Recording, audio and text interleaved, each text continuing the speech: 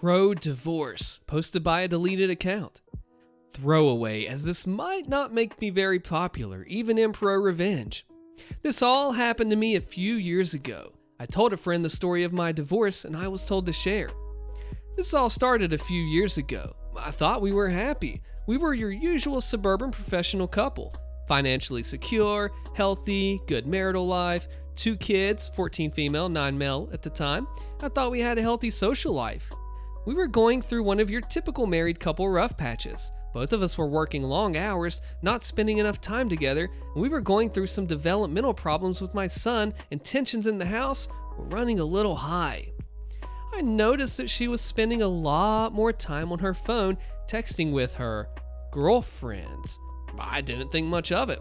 I started making a much more concerted effort to get out of work when I could, help around the house, and be more emotionally available. But over the course of a few weeks, the gulf just kept getting wider. I ended up accidentally finding some messages when I charged up an old iPad for my son to use. Her Facebook Messenger was still logged in, and there were a lot of highly questionable messages with a guy from her hometown, who I will call Jim Bob Cooter, or JBC for short. The messages weren't completely inappropriate, but I could tell there were quite a few missing based on the times and context of the messages. I made a mental note to keep an eye on this and went about trying to fix things up. The next day after, I took the day off to knock out some projects that I thought would make her happy and left her some sweet notes reminding her how much I appreciated her, and she was once again in the corner of the living room texting her girlfriends. I took the boy's iPad to the office, opened up Facebook Messenger, and watched in real time as my wife tore me down. Her and JBC were making fun of me. All of my flaws and insecurities and secrets that I entrusted to my partner were now fodder on her and JBC. Not only that, but while there weren't outright inappropriate messages, there was an undertone to the whole conversation, especially when she was bashing my performance. I managed to take some screenshots, but missed a good bit of the messages because as the conversation was unfolding, she was deleting them. I wasn't emotionally capable of confronting her. I stayed in the office until she was asleep and had a couple drinks. I took off the next day and spent some time soul-searching, drinking, and trying to figure out what to do. The wife came home and wanted to know what was wrong, and I just copped out and I told her that I had a bad day. A couple minutes later, I was watching the iPad as the train wreck kept unfolding. So, began a couple solid weeks of taking screenshots, drinking, and detaching myself from the relationship. I knew there was no going back from this. The messages were now overtly dirty, with my wife completely into it, and JBC was sprinkling in "I love yous." I consulted a lawyer and got my options, and started moving forward. Here's where everything got absolutely surreal. Watching the messages, I found out JBC was coming to town to spend a weekend of quality time with my wife in a pretty nice hotel. I was missing a good bit of the info. They must have had a phone conversation about it at some point, but I was able to infer enough to get the when and the where.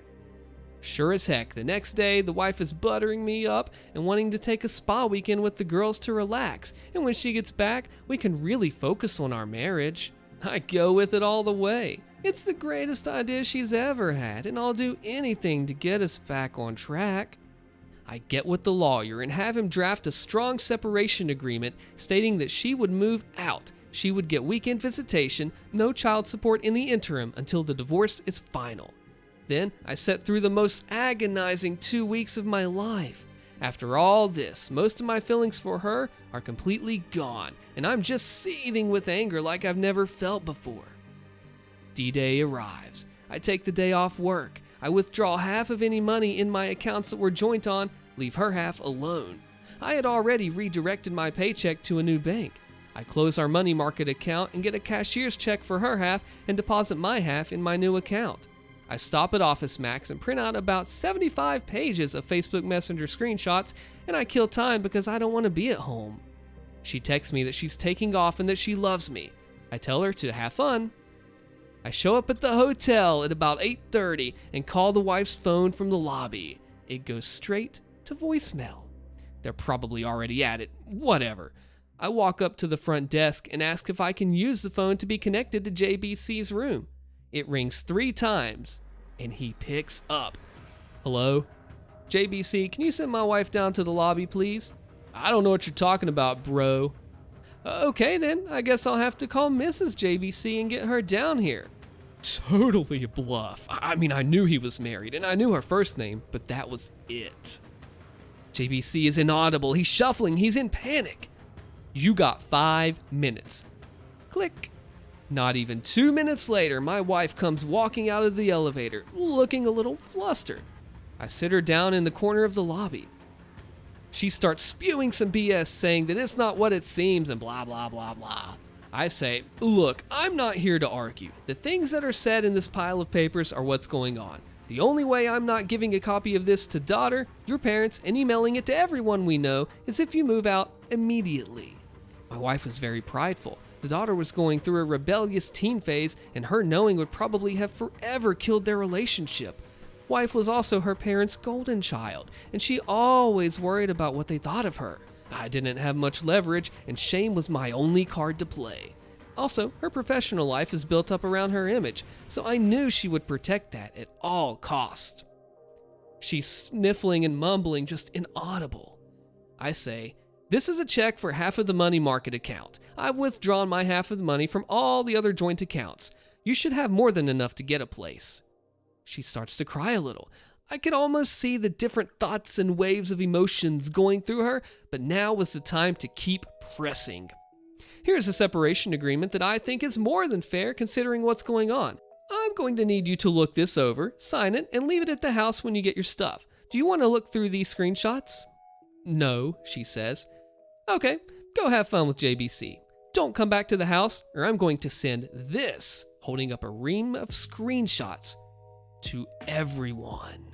I bounce out of the lobby and I can hear her start to have a breakdown. I get to the car and drive off to a parking lot and have my own crying rage fit. Previously, I would have cried in front of her and yelled and whatnot, but I managed to get my crap together enough to pull it off. I don't know what she did that night or over the weekend. She texted and called over and over wanting to talk. I just turned the phone off, and by the time Monday afternoon rolled around, there were movers getting her stuff and she delivered the agreement. I let her have a talk with the kiddos, basically saying, Mommy and Daddy need some time apart and we still love you, and so on and so on. Standard divorce talk. After a week, she wants to have a real talk for the first time. I oblige her because I've already got my crap together and I've got an idea of what I want, but I should hear her out. She's so sorry. She wants another chance. She wants her family back. She'll do anything. She's on her knees crying into my lap. I have no intention of ever taking her back. I tell her that she needs to set up marriage counseling on her own at a time that works for me. I tell her that I can't live with her, but she should be around the children to try and maintain a relationship with them. So starts our new normal of her coming over to the house, cooking, and having dinner with the kids 3 nights a week. She always saved me a plate, and I made myself scarce. Her cleaning the house and doing the kids' laundry, and then heading back to her place.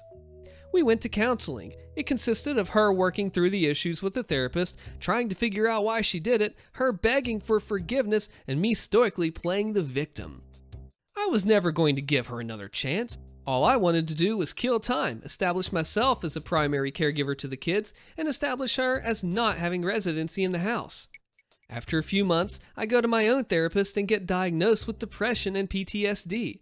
I ask my work if it's possible to go part-time for the foreseeable future to deal with personal issues, and it's no big deal.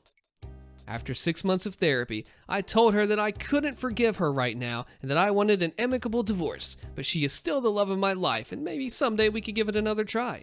She was devastated, but agreed to the divorce if I promised to try again someday.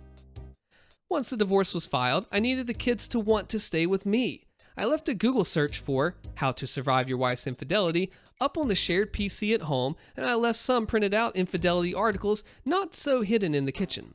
My daughter found them and came to me crying. I told her that she wasn't supposed to find those, that Mom made a mistake, that her mom still loves her, and that I would always be there for her. My daughter, who used to hold my wife in such high regard, now wouldn't talk to her without screaming, and it crushed her. Not surprisingly, when the court needed statements from the kids a few months later, little brother followed big sister's lead and they both wanted to stay with dad in the house that they grew up in. When the divorce was finalized, I got to the house. I had to buy out some of her equity, but that's okay. I got primary custody of the kids. I got awarded generous child support due to the difference in our incomes due to me working part-time. Now, for the last 2 years, I've got to live in the house with my kids, work part-time, get the now ex to subsidize it for me, and when she takes the kids over the weekends, I get to have my fun with the Tinderellas and some FWBs that I've cultivated. In the eyes of my kids, I'm the patron saint of fatherhood for taking the high road and always being there. In the eyes of my ex, I'm the one that got away that she will always pine for, and I get the bonus of having her come over for stuff whenever I want it by dangling that carrot of maybe getting back together. But that is never going to happen. Wow, that is an extremely heavy story. Okay, let's talk about this real quick. I think that OP was going a little too carried away in the end. Yeah, some of the things he was doing was a little messed up. Although, she should have never done the things in the first place. As a happily married man, I just have to say, stick to the high road, y'all. Shoo, this stuff is heavy. My name is Austin. Be sure to check out another video here, but the secret phrase of the video is, be nice. Because, hey, gotta do that. Thank you for watching this video, and I will see you in the next one.